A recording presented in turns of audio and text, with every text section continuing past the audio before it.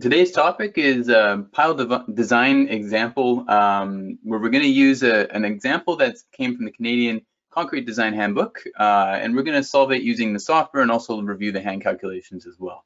So it's derived from the handbook example. For those of you that might not know me, my name is Matt.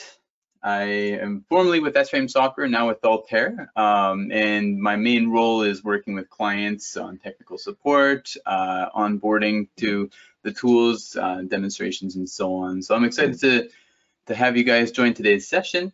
For a brief agenda of today's session here, we're going to start with the description of the problem that we're going to be examining.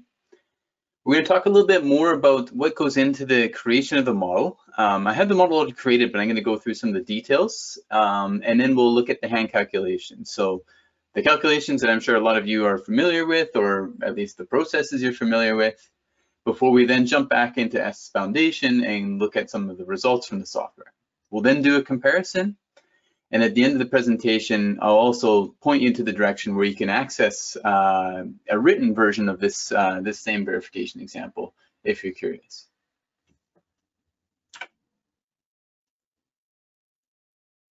So we're going to review the workflow required in S Foundation. For those of you that aren't familiar with S Foundation, it is as you can guess by the name, a foundation design software. It can be integrated with S-Frame or be used as a standalone tool. And it can be used to model and analyze and design reinforced concrete foundations that might be shallow foundations, deep foundations, mat foundations. There's a variety of different types that you can come up with. And of course, we're going to take the results from S Foundation and compare them to the example that was derived from the Concrete Design Handbook and compare those results. And obviously, with each approach, there may be different assumptions made. We want to make sure that we understand those. If there are discrepancies, we will be able to get to the bottom of those as well.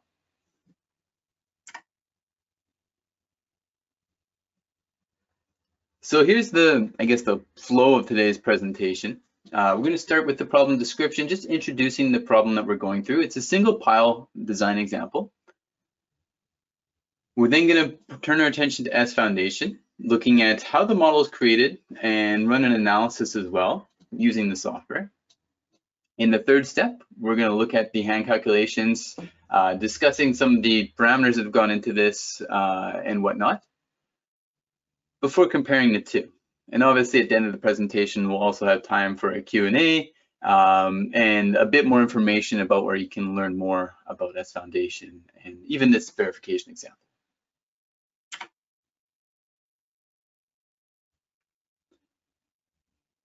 So let's start with the problem description.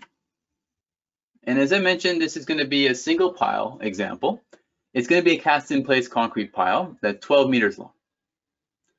And this example is derived from example 9.79 from the Cement Association of Canada's Concrete Design Handbook.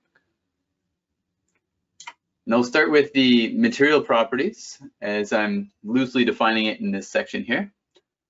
So our concrete strength will be 30 MPa. Our steel yield strength will be 400 MPa.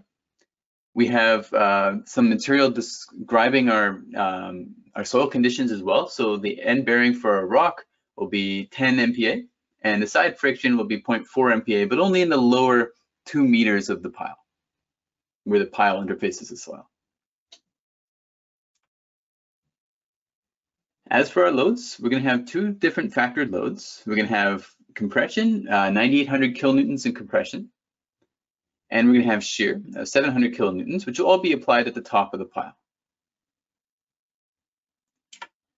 We'll also have a construction tolerance of 75 millimeters, and to account for that, there's going to be a moment due to this eccentricity of 735 kilonewton meters, either positive or negative moments. We'll have two different loading scenarios to consider each option, and that's just to assume that this effective or this factored compressive load here will be modeled perhaps 75 millimeters on either side. So looking at that induced moment.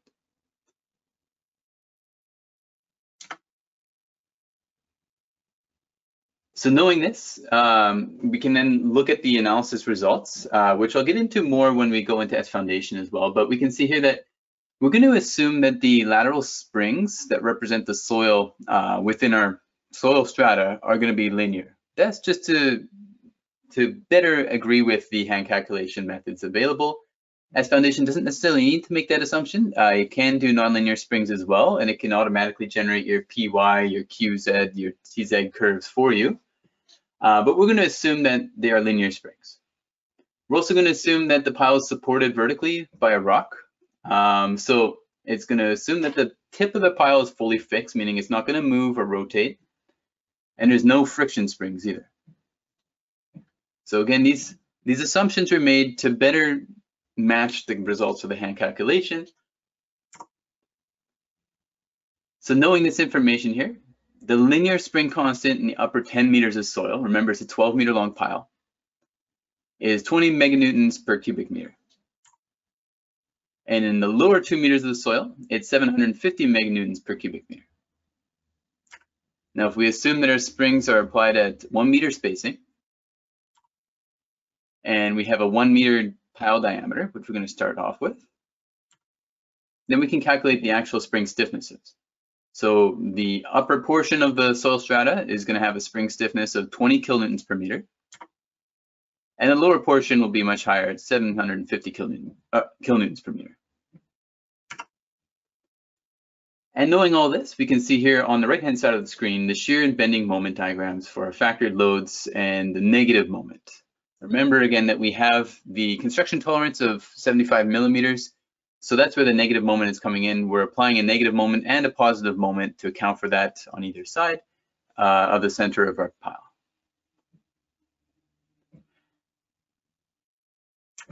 So we can see from this, our maximum shear force is right at the tip of the pile, or the top of the pile rather, 574 kilonewtons. And our maximum moment is a little further down at 732 kilonewtons.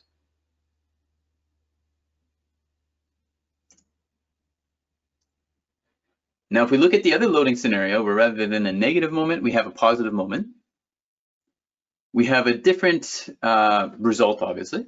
Our maximum shear force is 488 kilonewtons, which is, again, right at the interface of the pile tip in the soil.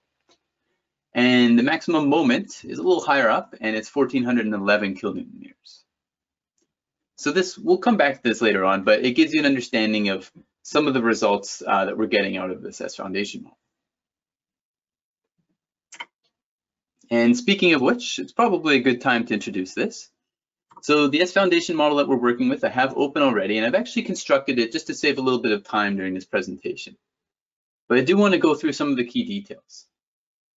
So as we mentioned already, it's a 12-meter long pile, and for the sake of this demonstration, we're not considering any pad or pedestal or anything like that. Now, S foundation does require you to define a pad and a pedestal, or at least a pad, but we've had to make some adjustments to the model in order to basically ignore the behavior and the effects of the pad. So why don't I start with looking at the pile though. I'll go to the Define menu, and I'll go to Piles. And you can see here the information related to my pile. So I have a 1,000 millimeter wide pile, diameter of 1,000 millimeters, and the length is 12 meters. It's a concrete pile. And I have the following reinforcements. So 35 M bars, I have 8 of them in total. We'll go into more of the details of these calculations later on, but I can see what I'm dealing with here if I just look at the rendering. So I have some 15 M ties at 450 millimeter spacing. So the pile is really going to be the main structural element within this analysis. But because we need to define a pad as well, I go to the Define menu and I go to the Pads Pile Caps dialog, and I can see how I did this to neglect the behavior of the pile. So I'm basically creating a dummy pad. And this dummy pad here is essentially around the same size, at least the same diameter as my pile, but I've given it effectively 0 thickness. I went with 3 millimeters just to choose a relatively small number. We can't have a 0 millimeter pad, unfortunately, but 3 millimeters will effectively be the same as 0 millimeters. And this is just to minimize the impact of the pad on the overall structural behavior, because the example that we're reviewing doesn't have a pad in it. So we're just making this a thickness of 3 millimeters. If I go to the Pile Cap tab, I can also see some additional details. First of all, the number of piles that we have. Obviously, we only want one, but I can see the pile that's used, the soil profile, which we'll get into later on, the fixity, so the tip of the pile and the head of the pile, how they're constrained, and if I wanted to define offsets or batter or anything, that could be controlled here. Now, because it's such a small pile, or pad rather, I also haven't defined any reinforcement, which goes without saying, so I've just let all these rebar parameters equal to 0. And the same thing if I go to the pedestals dialog, under define pedestals, I've defined a 0 height pedestal, and this is really just allowing me to have an insertion point for my load that I'm going to apply. So the pedestals are basically a point that we can apply our loads to. Obviously, if it were not a 0 height pedestal, it would have a structural influence as well. But for this scenario, that's really the only purpose that the pedestal's serving, is an application point for our loads. So again, I just made it the same diameter as the pile and a height of 0 millimeters. Now I'm going to look into the soil data. So under the define menu, if I go to soil profiles, I can see my multi-layer soil profile defined here. I've actually defined it myself using 13 different layers. So every meter of soil was explicitly modeled here. And what I've done is I've basically just selected different types of soil and applied them here and made them the spring type linear. Again, we can switch between linear and nonlinear if we wanted to. The example that we're going through didn't have nonlinear soil data, and as I understand it, a lot of you who have spoken to about S Foundation will typically not get enough information from the geotechnical report to use nonlinear pile springs. That's not to say that you can't use S Foundation, it's just that maybe you don't have enough information to define the nonlinear spring, so you could go with a linear spring as an approximation based off of the limited data that you might have. Now, when I would go with a linear spring, I can also determine whether I want the springs to be calculated automatically or manually defined, and I went with the manual definition. And we can see here that for the lateral stiffness, I have specified the parameters that you see here based off of those calculations that we showed you in the slides earlier. So I've got varying stiffnesses depending on the portion of the soil that I'm in and the joint spacing of 1 meter. And I've got 0 friction stiffness, which I've intentionally ignored for this example. And I haven't worried about the bearing spring because I'm assuming that my pile is fully fixed at the base.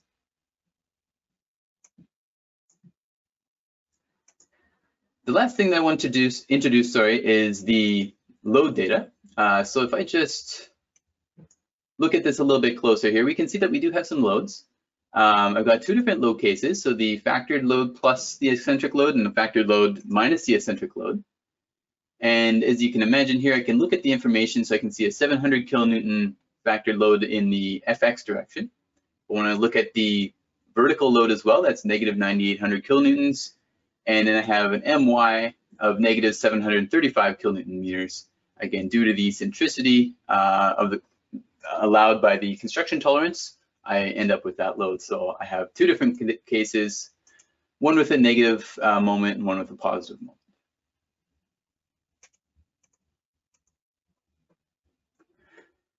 And I've already run the analysis ahead of time, just again to save us a little bit of time. But what I want to just highlight as well is that we have the option in S Foundation to control what types of checks are being performed. Obviously in S Foundation, we can check things like the pedestal and the pad for code checks like punching shear, bending, axial load versus moment, and so on. But in this example, I'm really only concerned with the pile. Even though I've got some dummy pedestals and pads, I don't really care about those when it comes to the code checks. So what I've done is I've just basically unchecked all the non-pile related code checks, and we can see which forces or which checks are actually going to be performed for each one of these examples. And I let the analysis only consider these types of these code checks when we run the code check. So now I'm just going to switch to the result view here. And I had already run the analysis ahead of time. That's why I didn't have to click run and analyze. And we can see the utilizations that we're getting. I'm not going to get into too much detail on the code checks just yet. We will talk about that more later on. But what I do want to go to is the design output window. And if I go back to the design output window and what I'm interested in right now is the pile results. Here I can see my, for example, deflection diagrams, or if I want to look at force diagrams, I can look at the axial force within my piles. Negative 9,800 kilonewtons probably shouldn't come as a big surprise. That's exactly what we entered. If I want to look at shear forces, I can see those here for the various types of loads that we've applied. And they match what we were expecting, what we showed in the slides. And we can see that here in this plot that has a tabular format, as well as an overall graphical plot as well, which might be perhaps a little bit different if we just had, if we didn't just have one single pile. Now, there was a question here from Hamid that I just wanted to touch on before we get any further. He was just asking if we can explain the difference, at least from the context of S foundation, between a pad and a pile cap.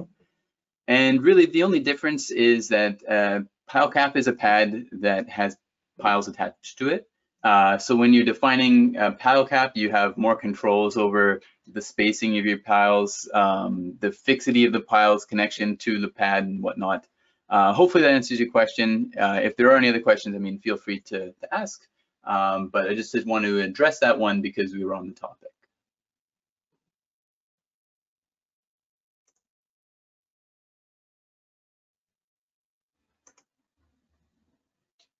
All right, so now we're looking at hand calculations. And if we go back to the example here, our main goal is really to design a pile that resists maximum axial load of negative 9,800 kilonewtons, a shear of 574 kilonewtons, and a moment of 1,411 kilonewton meters. That's our maximum moment of the two loading scenarios. So if we look at these two ratios of axial load and the geometry and moment in the geometry here, we can use this table. This is table 7.7.4, the interaction diagram for circular tied or spiral columns.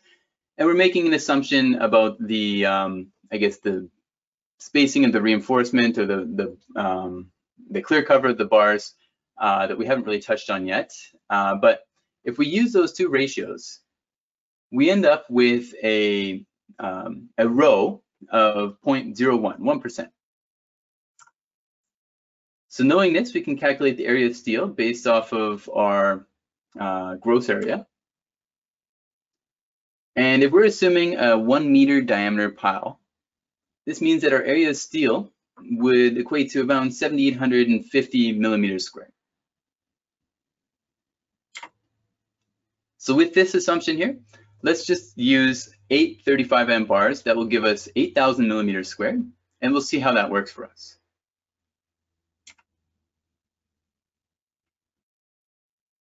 So with knowing the 8 35M bars that we are assuming to start with, let's determine the maximum stirrup spacing using 15M ties. Now, according to the following clause, the tie spacing is the smallest of these different parameters, 16 times dB, 48 times the diameter of our stirrups, or 1,000 millimeters. And in this case here, it's actually the diameter of our bar that governs in this case. So our tie spacing would be 560 millimeters. So let's use 15M ties at 560 millimeters. We'll also calculate our effective depth. So that would equal, now that we know all the bar sizes and whatnot, we can assume that that would equal 891.5 millimeters. And the effective shear depth can be found to be the greater of 0.9 times the effective depth, or 0.72 times the diameter. And in this case here, the greater of those two is 0.9 times the effective depth, or 802 millimeters. So that's going to govern the use for dV. We can now look at the shear resistances, and we're going to use the following clause to calculate beta, which we find to equal 0.128. And this can help us find our concrete shear resistance now that we know beta. So according to clause 11.3.4, we can use this formula, and our concrete shear resistance is 366 kilonewtons.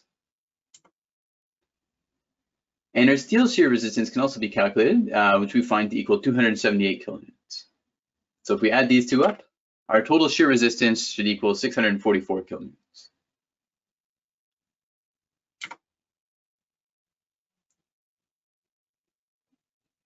Now we need to verify a few things related to detailing and whatnot. So we want to verify that the minimum shear reinforcement requirements are being met. So we find that the minimum steel area of steel that we would have to be 460 millimeters squared at 560 millimeter spacing.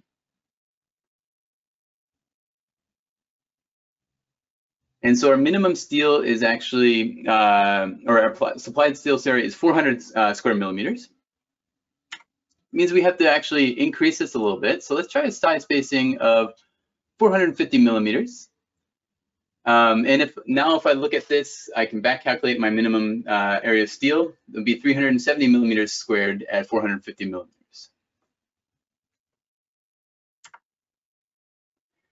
And we had to go through a few more calculations to determine our updated shear resistances based on this new spacing.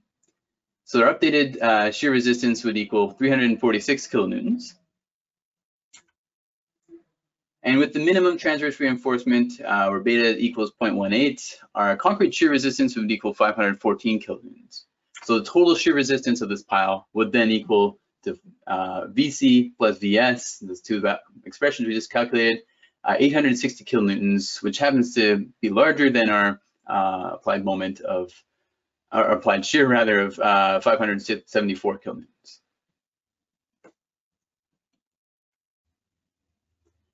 Now I'm just going to go back into S Foundation now and review some of the parameters that we calculated, because we did look at the analysis results, but under this design output, we also have the ability to look at code check results. So I can click on code checks here. And you may remember that we had this utilization ratio for our pile structural axial force versus moment utilization. So we ran a few different code checks, and maybe I'll just shrink this so we can see all of them. So we have two different categories that we ran. We've got structural and we have geotechnical code checks. And really, where the geotechnical in this case comes in is for deflections. So we can specify our own capacities for our own limits for deflections in our piles, and those will be compared against the demands, the actual measured deflections in our analysis model. And then we have our axial force versus moment utilizations and shear and torsion utilizations. These are actually calculated using the forces from our analysis and the S concrete design engine, which is treating this pile as a column and running the design engine behind the scenes. So let me just dive into this a little bit further here. We can focus on the axial force versus moment utilization. We can see our demand of 1,410 kilonewtons, round this up to 1,411 kilonewton meters. This is effectively exactly what we calculated or what we showed in that previous example. And the capacity is 1,461 kilonewton meters. Now, if I dive into this a little bit more and go into the details, give me 1 second to get there. We can see here that basically what's being shown here is along the depth of the pile, we can see all these different utilization ratios. So it's sorting it based off of the highest utilization, and S Foundation is essentially slicing up our column, or a pile rather, into multiple sections at different depths, taking the forces at those depths and evaluating them, the demand versus the capacity. And it just so happens the maximum demand occurs at a depth of 2 meters. And if I go into the details, which I don't know why it's not letting me, maybe I'm just try this one more time. Here we go. I guess it was a little further down there. If we go into the details, we can see here that we have some more information about our pile. We can also see the concrete resistances that are coming from S concrete, the effective depth information, so 891, effectively the same as what we had. So we're getting good agreement between what our expectations were in S Foundation and the hand calculations. Now, if I go to the next one here, the shear and torsion, I can see here that I have a maximum value here related to my negative eccentric load moment. And the utilization is 0.7, meaning I'm using 70% of my shear and torsion capacity. The demand is 574 kilonewtons, and the capacity is 815 effectively. That number should look pretty familiar to you. Here, if I just go down a little bit further, we can get some more details. So I can go into the details of the calculation and look at the object details itself, the effective depth that's being used, and then I can look at the capacity, and there's some more information related to the factored resistance of concrete, as well as the factored resistance of steel. Now we are getting some slight discrepancies here, which I will go into, but again, you can see we're definitely close to what we had before. And this is something that we'll touch on in just a second.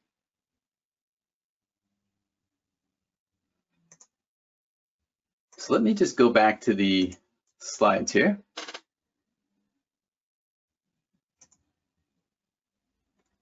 So if we tabulate this information and compare them side by side here, we can see that we're getting results that are close, but they're not necessarily identical. And we need to understand why they're not identical to really get confidence in the software. So if we look at our effective depth, I would say they're effectively the same. I believe, if I'm not mistaken, I did the hand calcs a while ago. I might have used some cruder approximations of the section size for my reinforcement, but 891.5 to 1.15 rather, nearly the same. We are starting to get some variance, however, with the effective shear depth. So our hand calculations were giving us a value of 802.4 millimeters. However, for our S foundation, we're getting a value of 760 millimeters. Remember, S foundation uses the design engine of S concrete. As well as our bending resistance, we're getting from a table 7.7.4, 1,500 kilonewton meters versus 1,462 kilonewton meters. I should note, and I will comment on this in the slides, that it's not necessarily an exact science taking it from the table. We have to kind of approximate based on the size of the table and whatnot. But we are able to get a rough idea of what that capacity will be. And in our concrete shear resistance and steel shear resistances are again close, but not quite identical. So we want to understand exactly why those differences occur. One of the big ones here is that when comparing the hand calculations to S foundation and as a result S concrete's determination of these values, it's important to note that the software itself will actually calculate the effective shear depth using a strain compatibility approach that does have influence from steel that might be in tension. So that will affect the value, and it's not accounted for within the hand calculations. Given the large moments that we had, there were some of the steel bars that were going to tension on the opposite side, or not just the extreme face of the pile, that again wasn't considered in the hand calcs. That's why we do get a variance in those two. Whereas we know from the hand calculations, we're using a ratio of the effective depth. We're still getting similar results, but that's the reason for why we're not necessarily the same. And as I mentioned as well, the bending resistance that we're showing here was taken as an approximate value from a table. So this is probably very similar result if I were to really get down and blow up that table and be a little bit more precise with my choosing. It's also worth noting that we assumed linear springs. It wasn't necessarily required for us to do that, but given the lack of information about the nonlinear soil springs and whatnot, we went with linear springs, and we also went with a linear analysis.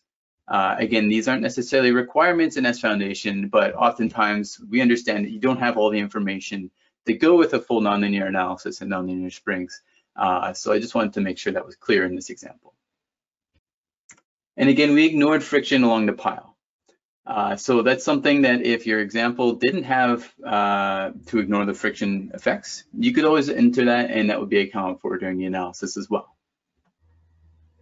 Now at this point, I'd like to open up the floor for questions for a couple minutes. We've got a few questions that have come in during the presentation. We also had a few that were submitted ahead of time, so I'll try to address as many as I can.